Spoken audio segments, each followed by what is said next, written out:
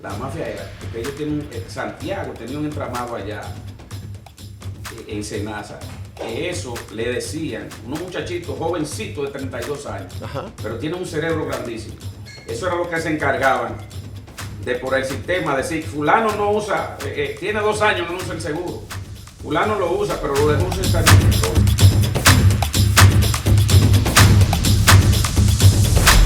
Hola, ¿qué tal amigos? Saludos, ¿qué tal? Aquí estamos para compartir con cada uno de ustedes esta su entrega de su espacio Rumbo Podcast. Este es el programa que la gente inteligente, la gente pensante, la gente reflexiva le gusta ver. Y por eso hemos preparado un contenido para que cada uno de ustedes pueda degustarlo, pueda disfrutarlo desde su casa. Estamos en Bonao, provincia Monseñor Noel, desde la República Dominicana, para llevarles a todos ustedes una interesante entrega de lo que es este Rumbo Podcast. Me ha tocado viajar en este mes de diciembre y precisamente he querido hacer un recorrido por algunas cosas importantes, hacer algunos contenidos importantes, de figuras importantes y sobre todo ver ese paisaje tan hermoso de esta nuestra provincia Monseñor Noel. Señores, qué alegría poder compartir en este viaje esta programación y todo este contenido de todos estos distintos programas que hemos estado llevando a cabo en este peregrinar, en este viaje que hemos tenido. Gracias a todas las personas que nos han apoyado. Gracias por estar ahí firmemente y darle seguimiento a todo el contenido que hemos producido para cada uno de ustedes. Señores, hay que decir que el año nuevo significa vida nueva. El año nuevo significa que usted debe cambiar de actitud. El año nuevo significa que usted tiene que ser diferente al año anterior. Y el año nuevo tiene que ser próspero para usted, que es una persona positiva, que es una persona que verdaderamente cree en los valores. Gracias, señores. Quiero decirle que me encuentro justamente en mi casa. Digo mi casa porque es la casa de un hermano, el que yo amo con mi alma. Y hemos querido grabar este espacio en su residencia porque, dada la trascendencia de algunos hechos jurídicos, políticos, sociales que se han originado en la República Dominicana, hemos querido tener un encuentro amigable, una entrevista muy exclusiva, porque es la persona que tiene informaciones de primera mano sobre el caso Senasa. Y nosotros hemos querido aprovechar esta ocasión para hacer una entrevista exclusiva y extensa sobre lo que significa este caso que ha dado tanto dolor y ha puesto a pensar a tanta gente en la República Dominicana. Yo comparto el escenario con mi hermano Marcos Valentín López Contreras, abogado de la provincia Monseñor Noel, y que tuvo una participación activa en todo lo que fue el movimiento de conocer la medida de coerción a los imputados en el caso Senasa. Hemos traído nuestra cámara acá para que nos narre parte de todo lo que ha sido esta experiencia que él ha adquirido en ese proceso y persona que él también está representando. Saludos, Marcos. Sí, muy buenas noches, mi hermano Fernando. Un placer, un gusto inmenso tenerte aquí en nuestro hogar, en nuestra casa, compartiendo estas pequeñas vacaciones y aprovechar la oportunidad también para poder expresar los acontecimientos acaecidos en este caso, que es un caso de mucha relevancia. Dicen lo que saben, un caso de mucha relevancia. Nosotros compartimos con todos ustedes y queremos compartir las intríngulis y decirle y informarle a ustedes todo lo que ha acontecido, porque debo de decirle a ustedes que fui testigo de primer orden en esa audiencia. Celebramos 2 audiencias y quizás en el desarrollo de este programa le contaré mi experiencia como abogado que participé en esa audiencia en representación de una señora llamada Niurka Paulino. Ok, Marcos, la pregunta es de rigor. Se me ocurre preguntarte, ¿qué se siente? Porque un profesional del derecho por lo general tiene un gran dominio del escenario jurídico, el vocabulario jurídico y sobre todo lo que es una batería de periodistas encima de uno. ¿Qué se siente, por ejemplo, cuando tú estás representando a una parte en un caso tan sonado como este? Tú como profesional, ¿qué sentiste? Es muy importante esa situación que me plantea, porque como dice un amigo mío, siempre hay que tener menudo. Tú tienes siempre que tener una respuesta convincente, porque ahí, en ese escenario, ahí pululan desde periodistas y muchísimas personas, Medios internacionales medios incluso. internacionales y nacionales, que te preguntan muchísimas cosas y muchas preguntas capciosas, y que uno tiene que tener el dominio y la interesa de saber contestar y no equivocarte. Ese es mi caso, por ejemplo, en la primera audiencia que nosotros fuimos a esa audiencia, se fijó para las 2 de la tarde del día miércoles pasado, y salimos a un receso como eso de las 5 de la tarde, y ahí mismo fuimos abordados por muchísimos periodistas que nos hicieron una entrevista, nos cuestionaron, y yo fui el primero en salir de la sala, y los periodistas me abordaron de una vez y tuve que darle su información. Ok. Y en ese momento dije lo que estaba sucediendo más o menos, y le expliqué cómo se estaba desenvolviendo el caso, y eso fue una noticia de corte internacional, porque salí en todos los medios de comunicación y con esa entrevista que ellos me hicieron. Es un poco delicado, le estamos hablando que los abogados que interactuamos ahí son abogados de larga data, son abogados muy inteligentes y muy capacitados, y ni decir de los fiscales que tienen una experiencia extraordinaria, y yo lo pude palpar eso, y de verdad que Camacho y su batería de fiscales tienen mucha capacidad. Qué bien. Nos llama la atención el hecho de que en ese lugar hay una estricta medida de seguridad y que los periodistas como tal no pueden penetrar a la sala de audiencia. ¿Eso es por motivo de seguridad? Sí, lo que pasa es que la misma disposición del Código Procesal Penal prohíbe eso. Las audiencias en medida de coerción son privadas para las partes. O sea, en principio, cuando no se sabía mucho eso y no habían casos tan sonados, quizás los jueces por desconocimiento dejaban penetrar a los periodistas y grabar todo, pero eso está prohibido por la ley, y ciertamente los periodistas no pueden penetrar. ¿Qué pasó ahí en esa sala de audiencia, a saber tuyo, que tú escuchaste de imputados, de personas que están siendo procesados en el caso y que están siendo señalados? ¿Qué pasó ahí? ¿Algunos detalles técnicos que sucedieron ahí? Sí, como ustedes pueden observar, cuando a los imputados lo llevan, ustedes saben que uno casi ni cuenta, uno lo ve por un casco protector que ellos le ponen. El casquito, el famoso casquito. Sí, a los imputados siempre le ponen eso. Entonces, cuando ellos llegan a la sala de audiencia, ellos le quitan todo eso, y andamos todos ahí, como digo yo, mansos y cimarrones, pero ellos de su lado, y nosotros nos diferenciamos de ellos porque tenemos la toga y el bifete puesto, pero ellos andan normal ahí. Ahí se escuchan muchas cosas. Por ejemplo, el imputado Santiago Jacín lucía nervioso, Tenso, preocupado, y siempre estaba hablando con su abogado y consultando y diciendo. Los demás también, porque no es fácil usted estar imputado en un caso de tanta relevancia, y un caso es un crimen de lesa humanidad, como yo le puedo decir, porque ustedes no se imaginan lo que se dijo ahí. El caso Senasa es un caso un poco delicado, porque si a usted lo acusan, por poner un ejemplo, si a usted lo acusan de un homicidio, lo que sea, usted va a hablar en base a ese homicidio, y se va a ceñir y se va a limitar a decir eso nada más con relación a este homicidio. En este caso Senasa, señores, se está hablando, el Ministerio Público en principio está imputando 15.500 millones de pesos. que no es paja de coco. Pero eso no se sabe cuánto es. Era como nosotros le explicábamos al juez allá. Dice, esto es un crimen de lesa humanidad, esto no se sabe hasta dónde va a llegar.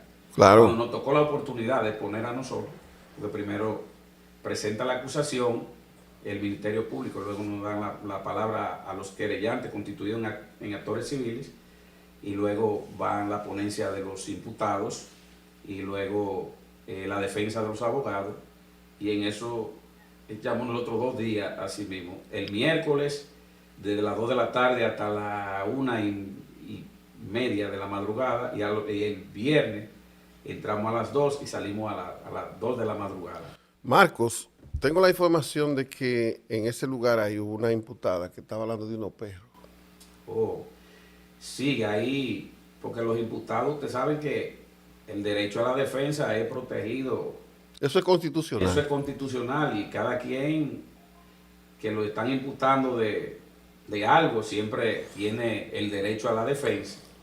Y hablaba yo, Fernando, contigo, y te lo hacía saber, que uno tiene que oír muchas cosas, porque había una imputada llamada Aide, que esa señora le vendía, le suplía a Senasa unos pampers y unos suplementos.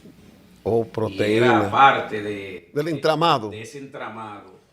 Inclusive también había una hija de ella que era parte del entramado, y ella se defendía y le decía al juez, dice, mire magistrado, yo tengo 5 días presa aquí, y esos 5 días lo tienen unos perros que yo tengo que no los veo, y yo quiero ver esos perros. Oigan, señores, O sea que los perros son más importantes que la parece gente que los ellos... perros son más importantes, y eso yo creo que hasta el juez medio se rió cuando esa señora dijo eso. O sea, miren, Suena irónico, la ironía de la cosa, como es. Y ella siguió explicando muchísimas cosas que ella no tenía que ver, pero eso es un entramado feo, señores. Ahí se dijo cosas. Hubieron 3 imputadas. Un imputado, el señor de apellido Rick, y 2 imputadas. Eso cuando le tocó la oportunidad de ellos declarar. Eso está en la prensa y todo el mundo lo sabe, pero yo se lo voy a recordar. Yo se lo voy a recordar. Esa gente, cuando el doctor Jacín llegó ahí, inclusive antes, muchísimo antes, como 2 o 3 meses antes de él, porque él sabía, por las relaciones que él tenía con Luis Abinader, parece que le habían ofrecido la dirección de Senasa. Entonces los empresarios y la gente que quieren congraciarse con los funcionarios, le dieron a él, eso es lo que se habla del reloj, se habla de un vehículo de alta gama. Un role. Y un role, y se habla, eso fue verdad, señores, eso fue verdad. Pero eso fue antes de él ser director del Senasa. Entonces cuando él llega, es que comienza a cumplir con esos favores. Sí, a cumplir y a dar esos contratos, ya ustedes saben, y hacer la maniobra que tenía que hacer con parte del entramado, si así se puede decir. Y el señor Rick tenía un contrato de atender 850,000 personas. Óiganme eso, señores. Él tenía un contrato que le daban, Senasa le pagaba 65 millones de pesos, más cuando hicieron el contrato que le dieron como 800 millones de pesos. Oigan eso, señores. Entonces, de esos 65 millones de pesos mensuales, él tenía, o sea, la compañía, porque tenía 3 compañías. Constituidas. Claro, 3 compañías con contrato en Senasa, que le estoy hablando de ese de 65. Había una que tenía como 50 y había otra que tenía como 40 y pico de millones. De millones. O sea que ahí habían 100 y pico de millones. De esos 100 y pico de millones de pesos, ese señor tenía que erogar bajo presión el 30%, porque lo amenazaba un señor de apellido, de nombre El Gordo, que era la mano derecha de Jacín, era la persona que se encargaba de recolectar los sobornos. Entonces, pero ese está preso, ¿no? No, ese no está preso, ese es un testigo protegido. Del Ministerio Público. Del Ministerio Público. Ellos no lo han imputado todavía, pero ese es un testigo protegido del Ministerio Público. Entonces, cuando a esos imputados lo interrogan, ellos dicen que fueron objeto de ese chantaje y de ese soborno, y que ellos religiosamente tenían que pagar ese soborno, que si no lo pagaban le iban a cancelar el contrato y que se iban a dar muchísimas consecuencias con relación a eso. Entonces ellos lo que hacían era que ellos sobornaban. Pero otra cosa importante también, que los sobornos no eran en transferencia de cuenta de banco, ni mucho menos. ¿Eran en efectivo? Oh, y Dios. además de ser en efectivo, la mayoría de veces era en dólares. Ellos tenían que salir al mercado a buscar divisas para convertirlo en dólares. Y cuando ese señor iba con ese maletín, había que entregarle esa cantidad. Estamos hablando de un caso Baninte cualquiera. Este caso es peor que Baninte, porque Baninte fueron 55 mil millones. Ajá. Esto pasa de 55, esto lo duplica este caso. Marcos, específicamente tú representas una parte que han sido afectadas en la provincia de Monseñor Noel. Personas que le vulneraron sus derechos, que le violaron su derecho en el sentido de terapia. Sí. Háblame de eso. Sí, nosotros representamos a la señora Niurka Paulino. Esa señora es madre de un menor de edad que tiene una condición que es autista, un niño especial. Entonces ese niño hay que darle terapia. Entonces aquí hay un centro de terapia aquí en Bonao, que ella lo llevaba y le daba su terapia ahí, y también ella utilizaba otro centro para dar terapia. Entonces cuando ella fue y utilizó los servicios del otro centro, le dijeron que ella no tenía cobertura, entonces ella tenía que pagarla. Ok. Entonces ese era el entramado que había pero todavía. Es cierto que hay mucha gente muerta que recibieron terapia Sí, estando muerta. Exactamente, sí, todo eso. Pero ese es Ay, el Dios segundo mío. caso. Ahora lo que se ha hablado, para que estemos claros, señores. Ahora lo que hemos hablado de los sobornos, de los contratos y de los sobornos. Este caso tiene una relevancia de muchísimas cosas. Y muchas patas. Muchas patas, sí, esto tiene muchos tentáculos. Ahora lo que hemos hablado nada más de los sobornos. Ahora falta hablar del asunto de la farmacia, señores. Ah, Esa mafia que le esa próxima, esa es la Sí, próxima farmacia, entrega. Los médicos que hacían factura, que hacían muchísimas cosas, que decían que le hacían procedimiento a personas. Pero eso era con... Marco, una pregunta curiosa. ¿Tú crees que pueden estar involucrados los tres partidos políticos mayoritarios en esta mafia, en este entramado de corrupción? Claro que sí. Por ejemplo, ahí en Salcedo hay una clínica que es del ex senador Bautista Roja Gómez, que dicen Que hacía también está... procedimientos. Ah, bueno. Pero para que no se me corte el hilo, la señora que iba, la que yo represento, Ajá, ok. ella fue al centro y le dijo que ella fue a darse la terapia y que le dijeron en el sistema que ya ella la había agotado, siendo eso falso. Oh. Y entonces el gerente de ese centro lo que le dijo fue que eso fue un error de la secretaria y que él la despidió, que el centro no tenía que ver nada con... Oigan eso. Óyeme, pero qué mafia más organizada. Entonces, eso tiene, como usted decía, eso tiene mucho tentáculo. Por ejemplo, tenemos el asunto de la farmacia. Tenemos el asunto de que le daban diálisis a muchísima gente fallecida. Que ya estaban muertas. Sí, gente Oh, muerta. my God. Aparecían dándole quimioterapia.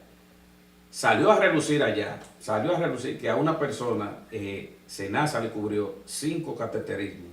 Eso no puede ser posible. No. 5 cateterismos pagó Senasa. No, pero eso no puede ser. ¿A una sola persona? Sí, a una sola persona. Y cuando Rick, el imputado Rick dio sus declaraciones, ahí dijo que a él cuando lo sobornaban, ese señor le metía mucha presión. Entonces ellos tenían que acceder a esa presión. Ya. Y decía en la audiencia, decía Camacho, que ellos son tan malos como él mismo, porque esas 850 personas que ese señor tenía el deber de asistirla, eso no se supo nunca dónde él daba ese servicio ni nada. O sea, que ese dinero era que se lo daban nada más, para que él cogiera lo de él y cogiera su 30%. Él cogía un 70%. Wow. Para hacer un servicio que ni siquiera daba. Entonces, ahí hay muchísimas cosas. Dicen que hay muchos médicos también, porque hay muchos médicos involucrados en eso. ¿Tú crees, por ejemplo, que hay problemas con algunos especialistas específicamente? Sí, ahí hay. Claro, porque los médicos generales eh, únicamente los que trabajan en clínica y hacen el asunto de la emergencia. Ahora, los médicos que son especialistas, sí, pueden esa gente... ¿Tú estás de acuerdo con que llamen a todo el mundo, el que esté Claro comprometido? sí, claro que sí, pero la mafia era, porque ellos tienen, Santiago tenía un entramado allá en Senasa, que eso le decían, unos muchachitos jovencitos de 32 años, Ajá. pero tienen un cerebro grandísimo. Eso era lo que se encargaban de por el sistema decir, fulano no usa, tiene 2 años que no usa el seguro, fulano lo usa, pero lo dejó usar también. Entonces, ellos a ese tipo de gente le informaban a la farmacia, a los médicos, Ok. le decían, mira, entonces ellos hacían el recetario y De la prescripción. y le prescribían todas esas cosas de terapia, de cateterismo, de Todos los eso. procedimientos. Entonces eso se lo llevaban a Senasa y Senasa, como ellos Lo aprobaba. lo aprobaban de una vez porque era una mafia que tenían. Entonces ese dinero, ellos hacían su procedimiento sin hacerlo, lo cobraban sin hacerlo y Senasa lo erogaba, pero la mafia que había ahí dentro tenía que dejarlo pasar porque ahí era que estaba su dinero. ¿Tú crees que esto puede tocar alguna gente del palacio? Bueno, para mí, en principio puede ser, porque la relación que tenía Santiago Jacín con el presidente de la República, y fíjate algo, cuando en principio se destapó el escándalo, el presidente justificó En una semanal. en una semanal, dijo que Sí. en Senasa no había problema, que eso, a Senasa lo que había era que inyectarle para que fuera más eficiente. Entonces luego siguió eso. Entonces estamos hablando de que el presidente también está Entonces, involucrado. luego llegó un momento que no se podía más y la población ahí, que el caso Senasa, que esto, que lo otro. Entonces la investigación de la pesca Ajá. dio al traste con eso. Y fíjate algo que pasó con Santiago Jacín. Santiago Jacín le dijo a la Procuraduría que él denunció eso y que ellos investigaran. Y la Procuraduría sí investigó y le hizo caso a lo que él dijo, pero dio como resultado de la investigación que él era, Perfecto, que era él era el estratega de eso, que él era el número uno. el principal de esa red. Entonces ahí fue que sucedió el asunto de que a él lo imputaron en el caso. ¿Por qué es que la gente cuando tiene un caso como este, así, que lo acusan, que son incriminados, de una vez se declaran enfermos? ¿Qué pasó ahí en ese momento? ¿Qué dijo él? Cuando a él le dieron la oportunidad De hablar. declarar, sí, porque sabe que lo El imputaron. derecho a la defensa. Claro, el derecho, inclusive los jueces, cuando yo era juez lo hacía así también. Ajá. Uno le dice, usted tiene derecho a declarar, a no autoincriminarse. Y si usted decide no hablar, esto no se le tomará en cuenta. Eso es Claro. lo que se le dice a los imputados antes de declarar. Entonces ahí usted elige, el juez le dice, usted puede consultar con su abogado, con sus abogados, y si usted quiere declarar, este es el momento. Nosotros, los abogados que estábamos ahí, de la parte civil, inclusive hasta la fiscalía, pensamos que Jacín iba a ser una exponencia grande. Sí, una exponencia grande y que se iba a defender. Bueno, pues yo tengo para decirle que ese señor lo único que le dijo a los jueces, mire, yo tengo esta enfermedad, yo sufro de esto, y inclusive dio hasta una cátedra, como él es médico. Dice, mire, la consecuencia de esta enfermedad que yo tengo es esta, si a mí no me trata con esto, a mí me puede pasar esto, yo hasta ciego puedo quedar. Me recuerdo que lo oí perfectamente cuando lo dijo. Entonces, él fue a defenderse y fue a hablarle al juez de su enfermedad, pero de la imputación, un expediente. En ningún momento habló. Un expediente de 534 páginas, que la fiscalía duró como 3 horas resumiéndolo, porque si lee eso todavía estuviéramos ahí. Pero en resumen, la fiscalía duró como como 3 horas leyendo la imputación a cada uno, individualizándolo a cada uno. Y yo pensé que él se iba a defender de esa imputación. Y no se defendió. Y no se defendió con relación a eso. Entonces, quien lo hizo en realidad fue el abogado que lo defendió. Entonces... Pero Jenny Berenice le respondió a su enfermedad. La magistrada, Jenny Berenice, la Procuradora General de la República le respondió. Sí, pero la Procuradora le respondió, porque hay muchísimas cosas que andan en las redes, pero eso fue del caso Calamar, cuando ella estaba litigando en el caso Calamar. Parece que había un imputado que tenía esa misma condición. Perfecto, comprendo. Pero en la audiencia simplemente estaba Camacho, Mirna y como 8 fiscales más. Se le olvidó a Jacín, porque al que sabe no lo engañan fácil. Él fue con esa teoría de que él estaba enfermo para que le dieran prisión domiciliaria. Entonces, ¿qué sucede?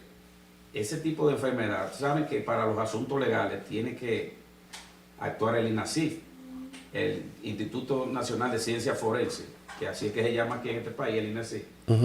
Entonces, el INACIF tiene que dar una constancia. Un experticio que diga, un certificado que diga que ese señor tiene esta enfermedad, que no la tiene, lo que tenga. Entonces ellos lo que fueron fue a decirle al juez que él sufría de esa enfermedad, pero en ningún momento depositaron un certificado médico que avalaba eso. Que avalara eso. Entonces, eso para el juez, eso no le era oponible al juez para dictar la prisión domiciliaria, porque ciertamente no estaba avalado. ¿No te llama la atención a ti el hecho de que hay una comisión para recaudar los bienes del Estado, nombrada por el presidente Luis Abinader, de unas 32 personas? De esa comisión, 2 prominentes abogados han renunciado de esa comisión para defender los intereses turbios de personas que han sido mancillados sus derechos. Por ejemplo, el caso de Yesé, hubo uno que el presidente Luis Abinader le concedió que se fuera a defender al dueño de Yesé, que era el abogado de confianza de Luis Abinader. Y en este caso también hubo uno que renunció de la comisión para defender a Santiago Jacín, ese grupo de delincuentes. Abogados que no están jugando un papel a favor de la población, porque si se trata de defender los intereses del país, del erario público, ¿por qué se pasan y renuncian de esa comisión para defender los intereses particulares de los delincuentes? Bueno, yo soy abanderado de la defensa. Yo he defendido muchísimos imputados, ahora me toca estar del lado de la parte civil, pero eso llama suspicacia. Ahí hay mucho dinero de por medio, porque esos abogados que trabajan en esa oficina, porque es una oficina de abogados constituida, y me parece que hay un decreto que los nombra. Hay un decreto. Hay un decreto que los nombra a ellos para perseguir los bienes del Estado, para que se constituyan. Y le queda 1% a ellos.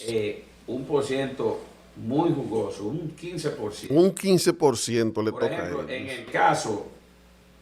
En el caso de la pariente de Danilo Medina, de Máximo Montilla, ese tipo ahí se dio 2,000 y pico millones ahí a esa gente.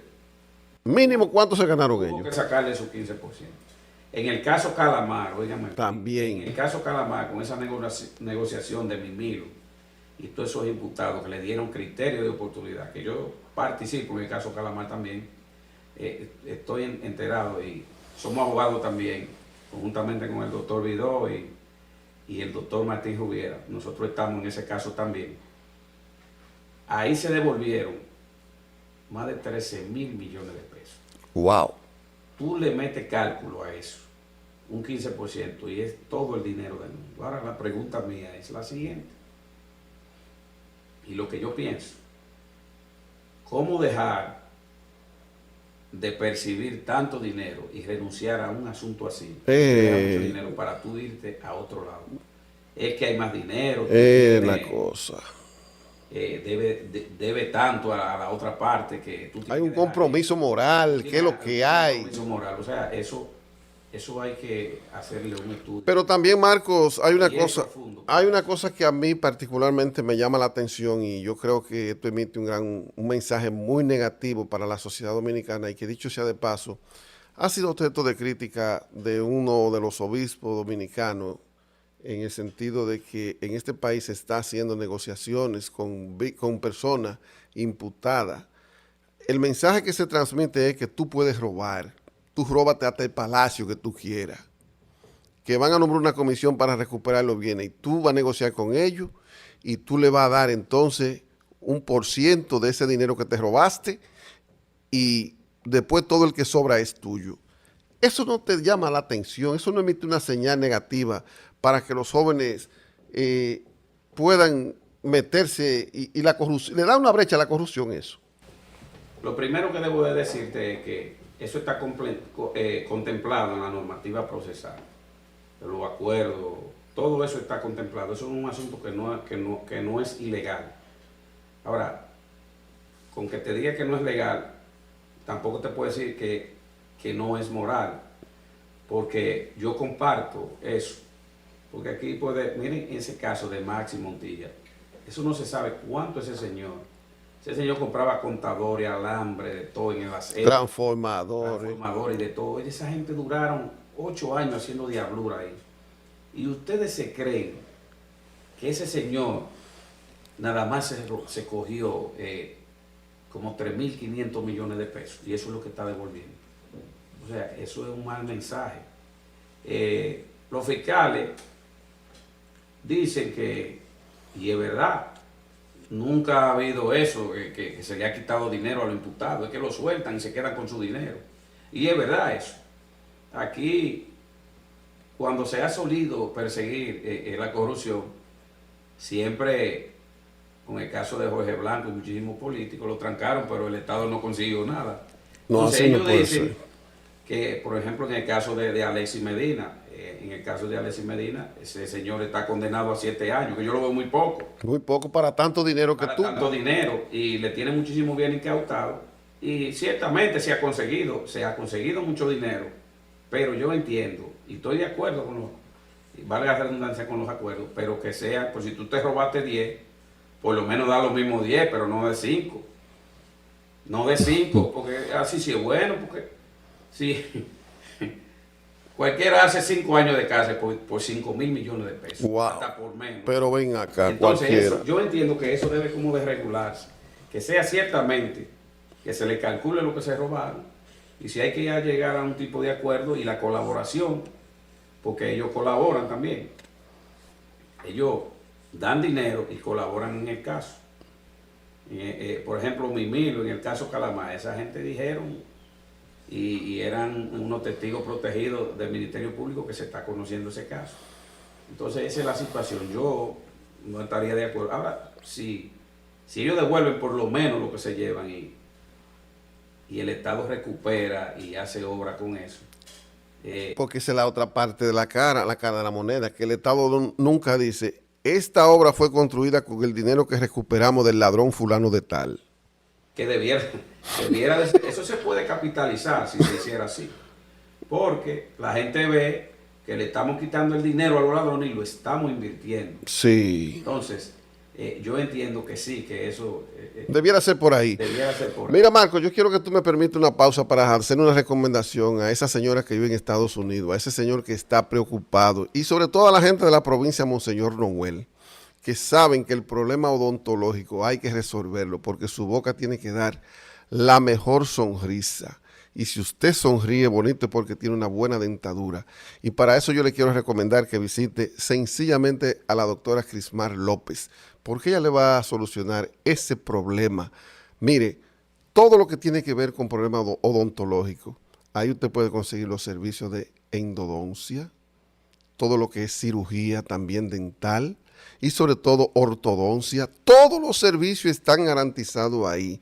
Además, recuerde que son especialistas ellos en todo lo que es implante dental. Ella es una gran profesional que espera para servirle a usted desde su consultorio, que está ubicado precisamente en la calle Nicolás de Obando número 2 en el Bagrícola, en Bonao. Doctora Crismar López, ella es una experta en asuntos de odontología. Visítela y usted se va a recordar de mí. Visítela.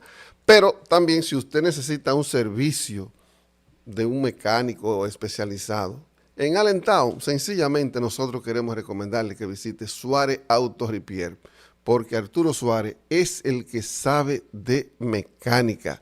Suárez Auto Repair, venta de vehículos, reparación y sobre todo el Tunox que necesita su vehículo. Todo lo que es el servicio especializado en seguro también nosotros se lo damos. Suárez Auto Repair en Allentown, Pensilvania. Usted recuerde la dirección. Ahí en la Summer Avenue usted lo puede conseguir. Suárez Auto Repair de Arturo Suárez. Una farmacia de confianza en Bonao. Señor, usted no tiene que andar cogiendo trote. Farmacia San Antonio, la farmacia que vende los mejores medicamentos.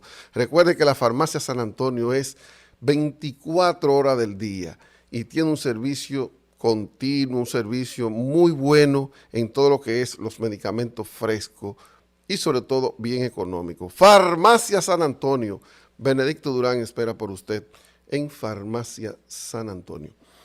Mira, hay algo que llama poderosamente la atención, Marcos. Se está dando un caso que el tentáculo ahora, SENASA, va a despertar muchas cosas. Por ejemplo, yo creo, en mi percepción que tengo, que el negocio ese de GBC Farmacia, hasta eso está incluido ahí. Yo quiero que tú me hables un poquito sobre eso. Sí, salió a relucir en la audiencia todo eso que he mencionado, toda esa trama, todo eso que esa gente tenían ahí, sale a relucir. Pero hay una cosa que quizás la gente no sabe, yo se lo voy a decir ahora. Dilo. Fíjense, por ejemplo, SENASA tiene 7,5 millones de afiliados. De esos 7,5 millones de afiliados, 4,5 millones son del régimen subsidiado. Subsidiado es, aquí hay gente, óigame señores lo que les voy a decir, aquí hay gente que tienen seguro SENASA o tenían, no sé si lo tendrán ahora. Sí. Y no lo saben que lo tienen, que están. Entonces, el gobierno paga una cápita por esa. La cápita me parece que son de 200 y pico de pesos, que el gobierno, SENASA nunca dejó de percibirlo. El gobierno se lo pagaba. Se lo pagaba SENASA por... Religiosamente. Religiosamente por toda la gente que están afiliados al seguro. Que no era que SENASA era tampoco, no tenía dinero para operar. La cápita es, para que me entiendan, por ejemplo, si usted tiene un seguro privado y lo que usted paga por ese seguro, eso viene siendo la cápita. Pero en el seguro subsidiado, la cápita es que el gobierno le mandaba sus 200 pesos todos los meses a SENASA. ¿O sí? Y si la gente usara o no utilizaba el seguro, entonces, con ese seguro fue que ellos se dieron banquete. Porque hay gente, óigame, hasta el día... Pero mira, Marco, yo te voy a decir una cosa. Hay un entramado fuerte con el asunto ese. Tú me estás queriendo desviar la atención de los GBC, eso, la farmacia. Mira, esa gente, Marco, agarraban 2 aviones y lo mandan a Colombia con todos los empleados. Cajera ganando hasta 70,000 pesos. Es la información que tengo. Se reúnen con el presidente Luis Abinader, a la Asociación de Farmacia de la República Dominicana, y el presidente lo que le dice es, hagan lo mismo que hace GBC, que compran fuera, y ellos le dicen, pero nosotros tenemos los laboratorios aquí. Entonces eso significa que hay un entramado fuerte. Es que, claro que sí, y los fiscales no hablan de eso. Pero eso va a salir. Ellos no hablan de eso porque ellos están en investigación y ellos no hablan de eso porque cuando hay una investigación en pie no se puede hablar porque tú entorpeces. Oh, estoy entendiendo. Entonces, pero esa gente, tú tienes toda la razón, esa gente tienen, están metidos hasta el copete, como dice la gente. Bueno, vamos a esperar entonces que las investigaciones sigan Sí, aquí, su curso normal. Aquí, si hay 10 que han caído presos, aquí van a caer muchísima gente. Wow. Mucha gente. Lo que ustedes no se imaginan. Marco, una pregunta. ¿Cómo tú crees que esto afecta el, al gobierno y al partido de turno, al partido en el poder? Claro que sí, que le afecta. El gobierno, Si hacen una encuesta ahora mismo, ¿tú crees el que...? gobierno tiene mucha desventaja ahora mismo y está en descrédito, si así se le puede decir. Porque con ese caso, con esos casos del asunto de la droga, de militantes del PRM que lo han extraditado, este caso Senasa, la mano derecha de Luis Abinader. Señores, cuando Luis Abinader ganó, Él fue el que formó el movimiento Ola. formó el movimiento Ola, que yo trabajé en Ola y ¿Y qué te dijo? ese señor me engañó a mí. Ay, ay, ay, ay, ay, ay. Y yo le vi la cara, cuando yo estaba en la audiencia, yo le vi la cara. Y el señor como que, él me conoce a mí. ¿Pero qué pasó? ¿Pero por Él qué? me conoce ¿Cómo te y como- engañó? ¿Qué te dijo y a ti? y como que me quitó, no me quiso mirar de frente. Pero ese señor no es buena cosa. Esas son cosas que uno no... A la interno, a lo interno. Esas son cosas del interno, pero para que no se me vaya la idea, cuando Luis Abinader ganó, estaba en su derecha Santiago Jacín. Yo digo que Luis Abinader es como Jesucristo, estaba en el medio de dos ladrones. Oigan, señores, tú te ríes y yo también. Está en el medio de dos ladrones, señores, porque está al lado de Jacín y al lado de Roberto Fulcar, que lo tuvo que sacar ese señor de ahí. Dos Judas que lo vendieron. Judas, ese era el encargado de campaña en Santiago Jacín. Yo te voy a mandar eso cuando en el 2020 que se dio la determinación que Luis ganó y hicieron una fiesta, una cosa. Ahí estaban Luis Abinader, parecía Jesucristo, al lado de dos ladrones ahí. Ok. Y míralo ahí, no me lo estoy inventando yo, eso está ahí. Mira, tuvo que sacarlo de educación a ese señor, a Fulcar. Y mira dónde está Jacín. Entonces, mi pregunta es, ¿tú crees que este caso va para agotar la parte final, va a llegar a la conclusión, no será un paño tibio, la población no le van a poner una cosa por otra, como han pasado en otros casos? No, porque es que ese entramado hizo demasiadas cosas y dejó una cola muy, muy extensa.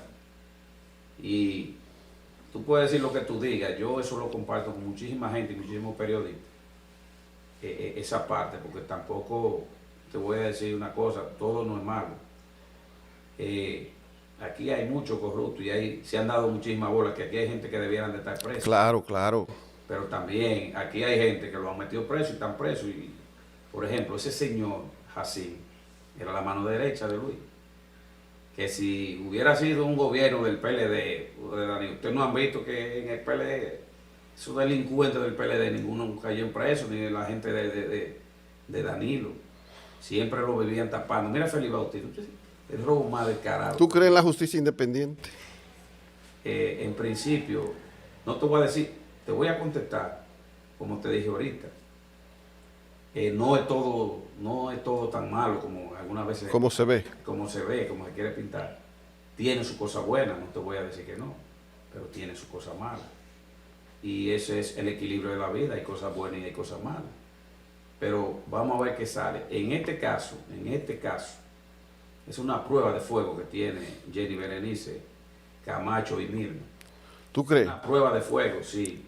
Porque yo nunca en mi vida había visto este pueblo tan indignado. Incluso se hicieron marchas. Este pueblo está indignado. Yo compartí. Porque fue que al pueblo le dieron por la debilidad, que son la gente que no pueden. Yo compartía en la audiencia y cuando teníamos receso, los abogados conversaban. Y el doctor Surún Hernández, que era presidente del colegio, que también es abogado de una víctima ahí. Y Surún lucía preocupado. Le digo, Surún, ¿qué te me pasa? Dice, estoy preocupado. Creo que de Palacio dieron una orden. Ajá. Que lo van a soltar, Santiago, lo van a soltar. Pero entonces la justicia independiente, ¿cómo es la cosa? Él decía eso. Decía eso. Ese temor. Oh, ya. Yo le decía, mira, Surún, Si a ese señor lo sueltan, aquí este país se prende por las 4 esquinas. Por las 5 esquinas se prende. Así es que quítate eso de la cabeza porque eso no. El pueblo estaba preparado para eso. Y mira, cuando se le iba a leer el fallo, mira cómo estaba ese malecón y ese estaba lleno, la gente fue a abarrotarlo. Y oye lo que te voy a decir. El fallo se fijó para darlo el domingo pasado a las 6 de la tarde. Y ese fallo lo dieron a las 9 de la noche. No te voy a decir más nada. Fue táctico. Claro que sí. Y eso tuvo su resultado, ese asunto. Hay gente que dice, porque todo el mundo tiene derecho a opinar y a disentir. Claro, claro. Pero eso, cada quien tiene su cosa. ¿Y cuánta gente que murieron de un cáncer porque no tenían un tratamiento oportuno? Tú sabes cómo se dijo ahí, como le decía Camacho a Santiago Jacinto. Él está enfermo, magistrado, ahora, pero ese señor tiene más muertos en su haber que los muertos del YC, y es verdad eso. Claro. ¿Tú te imaginas? Sí, y ahora es muy bueno de hacerse el enfermo. ¿Y quién grita por la gente que se murieron? Él estaba ahí, él nada más quería ver su bolsillo lleno. Y todo eso se lo acarreó él. Pero también decían que ese señor no tenía necesidad de hacer eso. Porque es verdad que ese señor es rico. Ese señor es dueño de clínica y tiene muchísimas cosas. Pero la ambición, señor, es una cosa... La ambición mató el ratón. La cosa más grande que puede haber. Corroe. Me gustaría, Marco, que tú le dijeras a la población qué tú esperas de la administración de justicia en este caso, porque el proceso ahora, ¿cómo que sigue? O sea, se ha tomado la medida de coerción, ¿no? Sí. En principio, una acusación para conocer medidas de coerción. Entonces ahora es que va en la fase preparatoria. 18 meses. Sí, la fase preparatoria. La fase preparatoria lo que implica es buscar la prueba más para ver si esa acusación tiene mérito. Pero si las pruebas recibidas son idóneas, si son pertinentes, como dice la normativa procesal, entonces ahí eso va donde el juez de la instrucción. Entonces el juez de la instrucción decide si esas pruebas son suficientes que puedan dar al traste para que vayan a un juicio de fondo. Hay que esperar entonces que el Ministerio Público pueda formalizar muy bien y sobre todo pueda capturar buenas pruebas, porque si hay una cosa de la que el Ministerio Público dolece muchas veces es que no presenta prueba contundente contra los acusados. Y entonces eso también hace que el proceso se vaya a favor de los imputados y puedan quedar afuera fácilmente. Yo espero de que el Ministerio Público sea muy minucioso, acucioso, que busque la prueba contundente y que la pueda presentar y que sean convincentes, lo más importante. Sí, la cosa se ve desde un punto de vista fácil, pero hacer una investigación no es tan fácil, aunque ellos tienen los medios. Por ejemplo, ahí había un señor que estaba imputado ahí,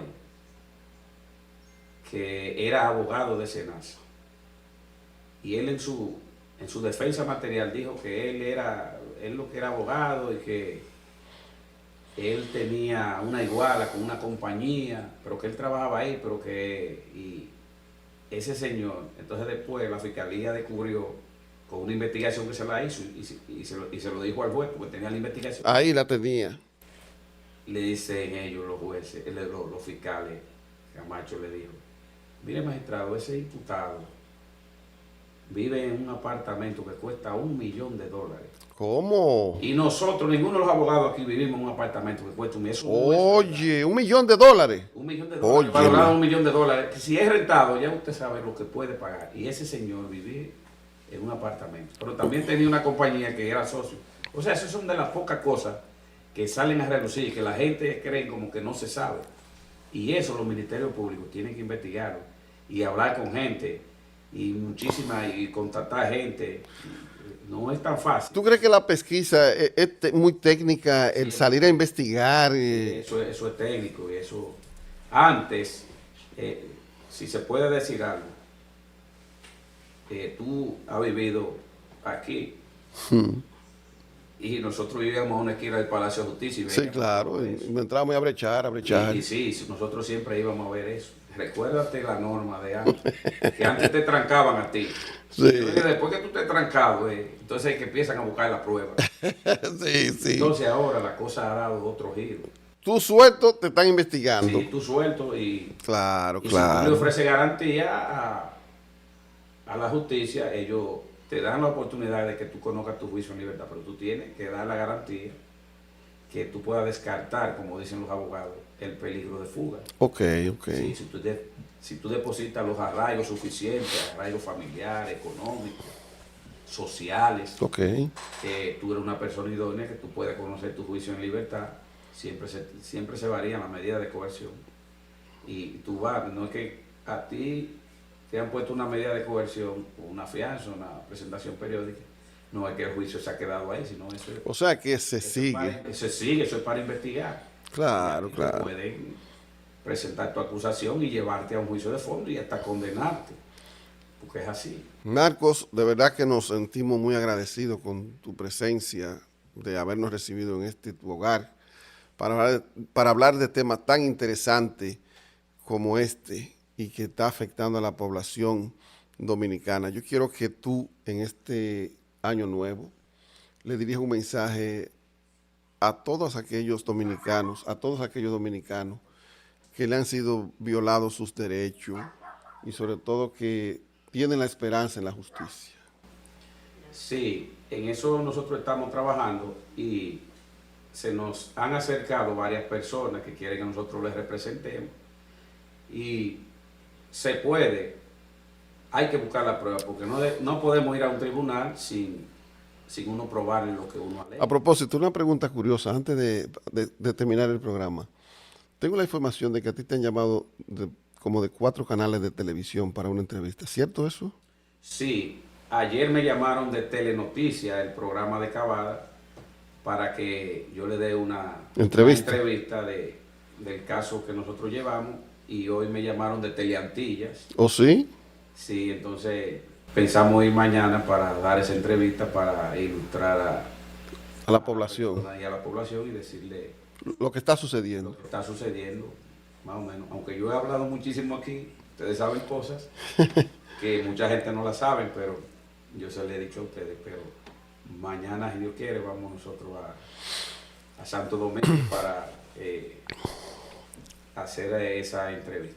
Gracias, Marcos, por estar con nosotros. De verdad, nos sentimos muy honrados, sobre todo con que tú hayas calado tanto en esos medios jurídicos y sobre todo en ese trajinar del quehacer jurídico. Gracias. Nosotros seguimos en su espacio Rumbo Podcast. Señores, pásenla bien, que Dios le bendiga a cada uno de ustedes y sobre todo recuerden que se puede ser positivo. Es un asunto de usted solamente proponérselo. Que Dios le bendiga a cada uno de ustedes y gracias por estar con nosotros. Y recuerde algo interesante. Primero, hagan comentario ahí. Usted puede también darle like. Usted también puede activar la campanita. Y lo más importante, todos esos contactos que usted tiene en WhatsApp, al momento que le enviemos a usted el programa, usted también lo multiplica para adelante para que así la familia sea más grande, enviándoselo a todas sus amistades. Recuerde que eso nosotros se lo vamos a agradecer en el alma.